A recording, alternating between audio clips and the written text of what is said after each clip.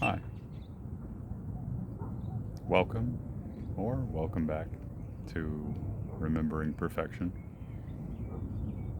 I'm just sitting out here at one of my favorite parks to come to because of the proximity to my current uh,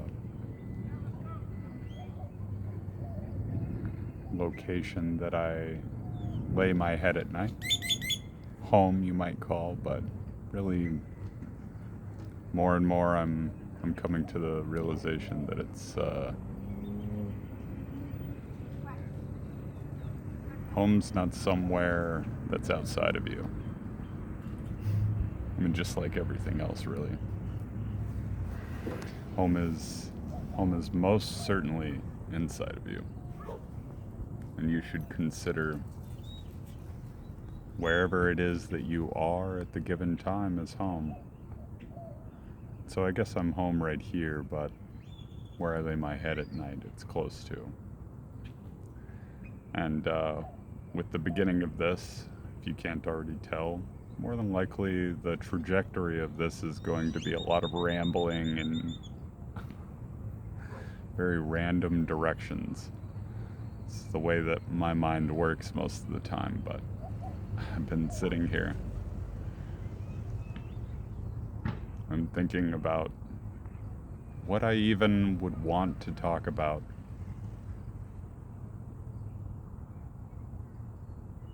And I guess the topic that comes to mind, I've watched a couple of the videos that I've recorded of myself recently. Whether they end up being posted or not, who knows, but we'll see.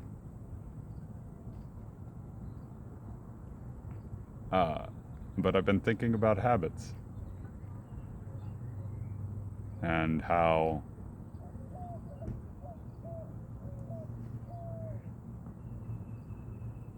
if we're not careful and attentive and discriminative or discriminative, however you would say that,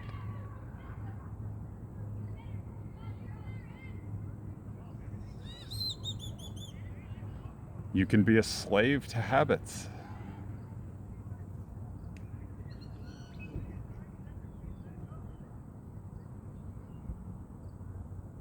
And a lot of them, I know this is the case for me, a lot of them, I wouldn't claim them for myself. Like, I wouldn't have taken them unless if it was insisted upon that I do. By repetition. It's the way habits work. And we all have heard the phrase neurons that fire together wire together, or if you haven't, now you've heard it. And you invariably and accidentally often end up, kind of building ruts that you like to travel down and recapitulate, I guess. Thank you, Jordan Peterson, for the word.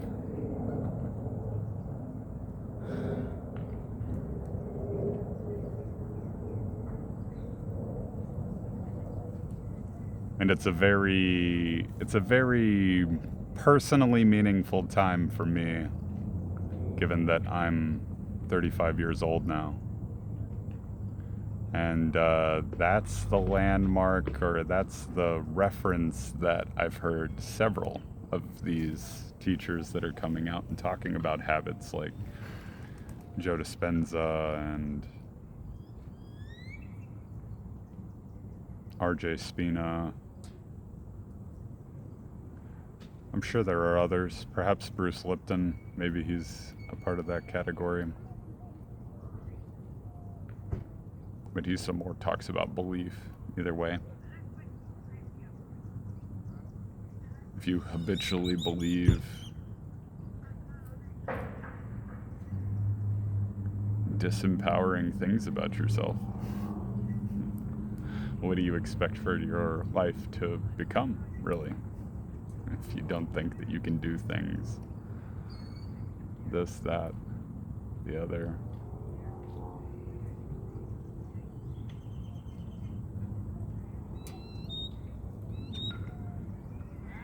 And we get comfortable.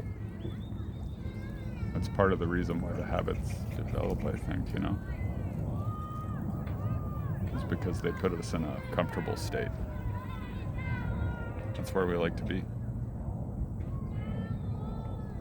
But it's a fucking trap. It's a lie. Comfortability is an illusion. And oftentimes, the places where we feel the most comfortable, again, speaking from personal experience, but I imagine that it applies to everybody else. The places that we feel most comfortable in, oftentimes we find if we wake up from that, like realization that we're doing the same thing over and over again and kind of wondering why our life is not going the way that we plan. It puts us in a state of, well, if you're me, I've described my own journey as like a basically trudging through hell. Because I suppose that's another thing that comes to mind in thinking of this, the concept of hell and how bogus it is. Christianity and other religions would like you to believe that it's somewhere you go after you die. And that's impossible. There is no such place.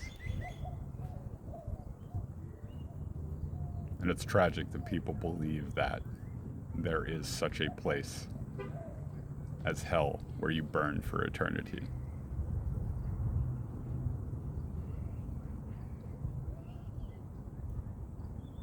That place is here, if you wish it to be, if you insist upon it. And I insisted upon it. Believe me.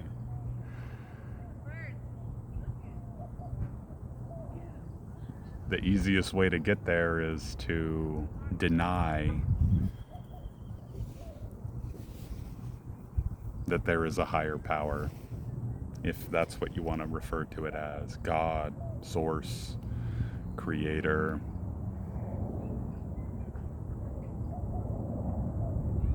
That's the quickest path there. Because then you're just subject to, and side tangent, I've been playing D&D, which is based entirely around chance, rolling a die. And that's essentially what you're chalking up your life. And the way that it's going to is chance. Like, that it's all random, that it has no purpose. Really? We got that from science. Really? Is that the way we want things to be, really? That we don't have any control over our lives whatsoever? We just want to imagine ourselves in this completely puny, weak,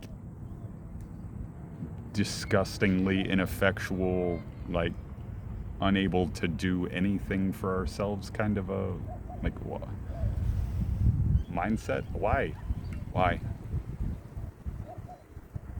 just seems fucking preposterous to me.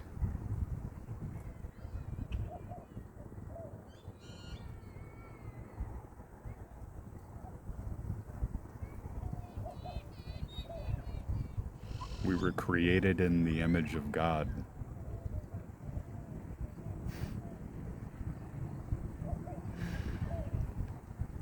And you want to believe that it's a random collection of cells.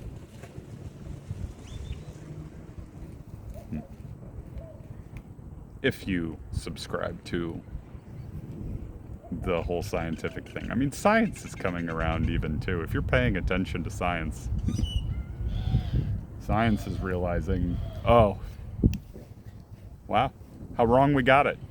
Oh, we tried to edge God out. That's ego, by the way. We tried to edge God out. And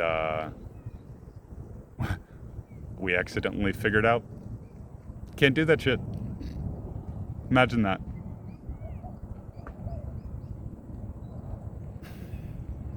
It's kind of beautiful. So yeah, I started off with habits and kind of went down this path of wherever, ego and control, slavery. Like these are the things that this ends up leading to. Oh, and you know who really likes habits? The ego. I'm not saying having an ego is a bad thing. It's necessary, you need it.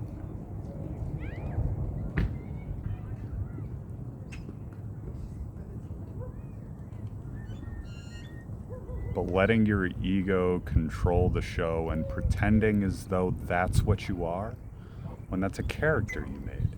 Just like in D&D, it's a character creation story, that's all. That's all it is. I mean, if you want to imagine that, that's more power to you, honestly. Kind of seems like we're missing the point, missing the mark, and that's sin, by the way. It's an archery term. It just means you missed the bullseye, you missed the mark, you missed the target. Shooting for something and nope, sorry friend, not quite there. And I know I'm looking off into the distance a lot, not really addressing you in person. I hope you don't take offense by that. I'm in nature and just enjoying it. But I guess that's probably all for my rant for right now. Just what habits are you doing? What habits are you performing or acting out, whatever, that don't serve you as well as they could, or as something else could? I guess that's what I would like for anybody that's dealing with the same kind of things as me to think about. And you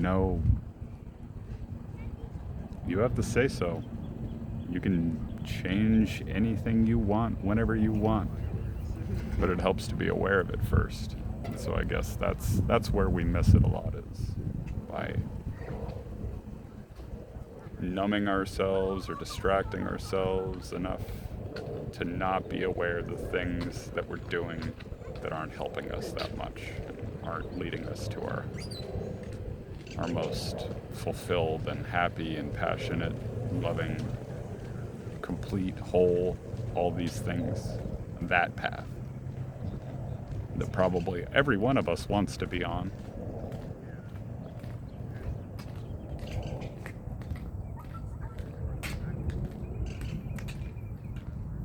But I don't know. I felt disempowered for a long time, not realizing or not remembering these things, because that's all it is at the end of the day, is just an act of remembrance.